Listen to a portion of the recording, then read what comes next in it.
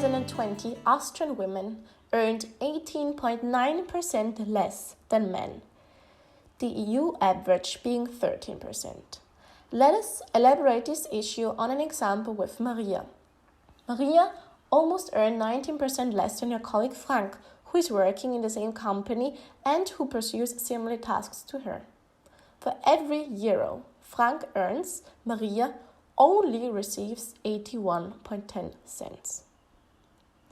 Austria has a high female employment rate. However, at the same time, the share of women working part-time is one of the highest in the European Union, being 47.9%. The high part-time working rate is owed to the traditional distribution of roles in Austria. Most working fathers remain without interruption and without reduction of their working time after the birth of children.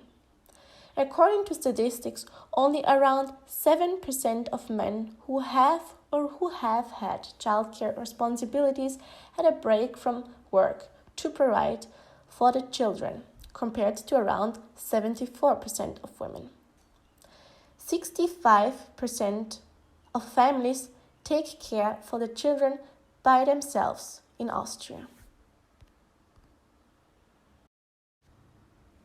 Let's come back to our example of Maria to explain the impact and causes of the gender pay gap in Austria better. Representing an average Austrian woman, Maria works in the lower paid health sector as a nurse, since the Austrian labor market is gender segregated.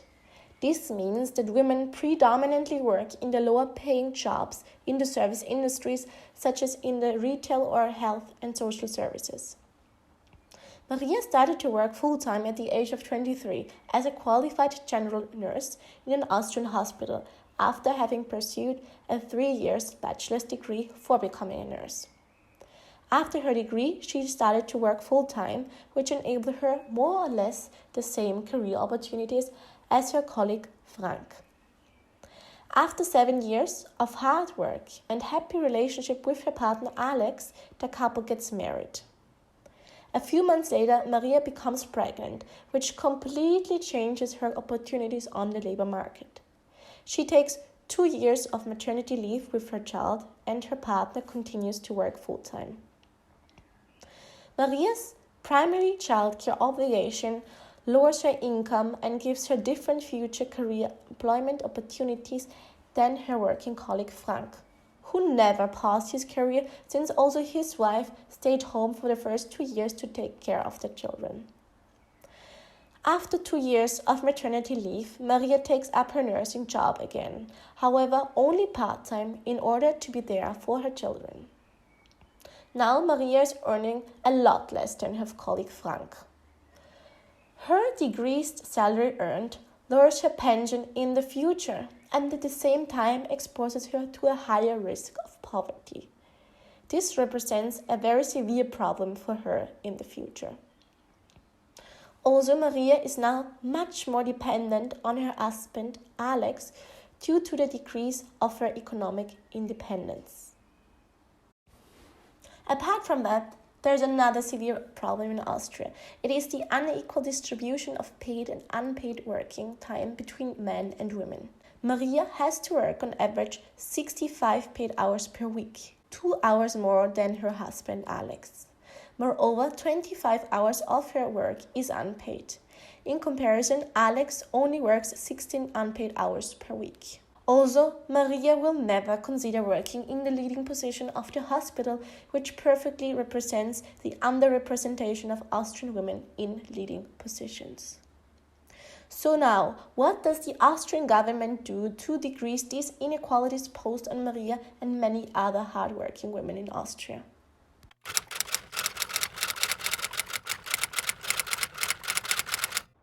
Austria has been busy typing up new policies to ensure equal pay between genders.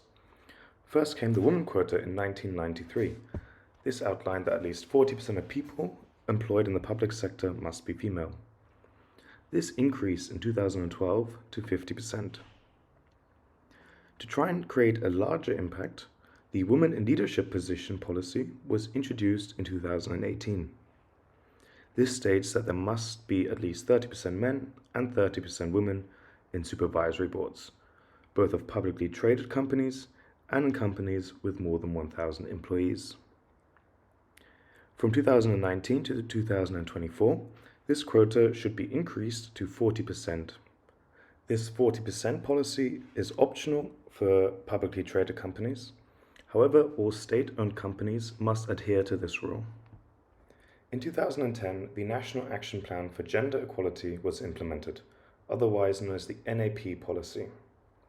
This policy is comprised of 39 different measures to help fight inequality in the workplace. Although all these measures are impactful, two stand out to make the biggest difference. These are expanding labor market opportunities and pay transparency policies. The first measure looks to promote and enable females to take different paths of education in order to enter male-dominated sectors, which on average pay more than female-dominated sectors. The second measure is pay transparency. This actually became its own policy in 2011.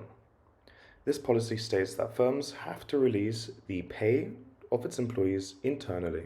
In 2011, it only encompassed companies with over 1,000 employees. However, by 2014, when the policy was fully implemented, it covered all firms with over 150 employees. Part of the pay transparency policy is that the firm has to release internal reports. These must include the number of female and male workers, as well as their mean and median wage. In 2019, the EU co-funded a project called TRAPEZE, meaning Transparent Pension Future. This aims to secure women's economic independence in old age. The Austrian government wants to decrease the gendered gap in pension. The TRAPEZE project only initiates legislation, however. The Austrian government has to create its own policies and implement them, which has not happened yet. As mentioned earlier, females are at higher risk of poverty in old age, with female pensions being 38.3% lower than male pensions. This is mainly due to longer interruptions in the work careers through having kids and gender-specific differences, such as working in sectors with lower average wages. Finally is ABZ Austria. This is a non-profit organization and not actually a policy. It promotes the work, education, and future of women in Austria. It tries to encourage equal opportunities by encouraging men to take parental leave and by encouraging firms to create childcare facilities. It does this by consulting and supporting companies across Austria. So what have we learned?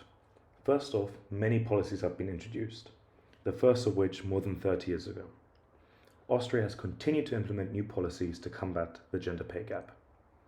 However, they have not all been impactful. The pay transparency policy decreased the gender pay gap by 0.4%, and men's wages actually increased 3% more than women's between 1998 and 2007. It is also difficult to measure the impact. There are many external factors impacting the gender pay gap, such as women entering male-dominated sectors and education becoming better. Thank you for listening to our video. If you liked it, please remember to like and subscribe.